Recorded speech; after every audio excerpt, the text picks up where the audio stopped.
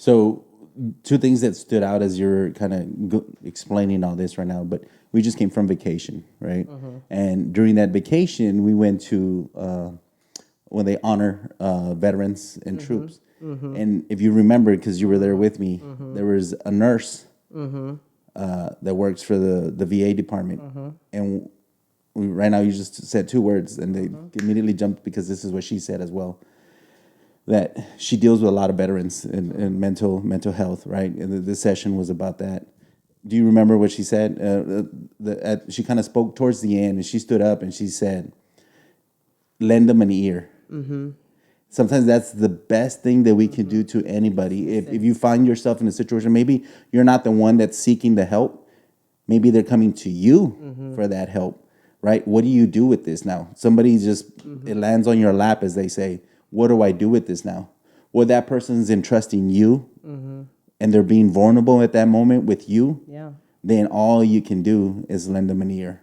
And that's what that nurse said. She goes, the best medicine, the best therapy sessions that I can, she remembers this one particular veteran, Vietnam era veteran. The Vietnam veterans struggled the most, and just because of that era that we were in the country, they were frowned upon and so forth, right? But so, long story short, she said the best thing that she could ever do and that she ever did was lending them an ear, just letting them, And a shoulder to cry and on. a shoulder to cry on, right? And sometimes that's the best thing that we can do for somebody, and vice versa.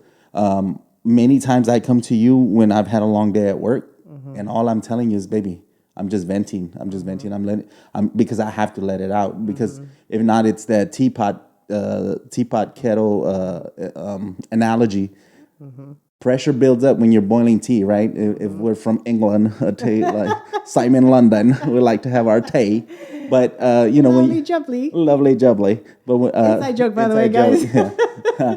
But if you like to have your tea and you boil that water and that little teapot, at a certain point it's gonna blow a whistle, letting you know that the pressure has built up, right? And if you don't release that pressure, the top blows over. Well, that's the best analogy that we can describe with somebody when all life's problems, all the issues that are going on, all these things that are just stockpiling on your brain, it's building up.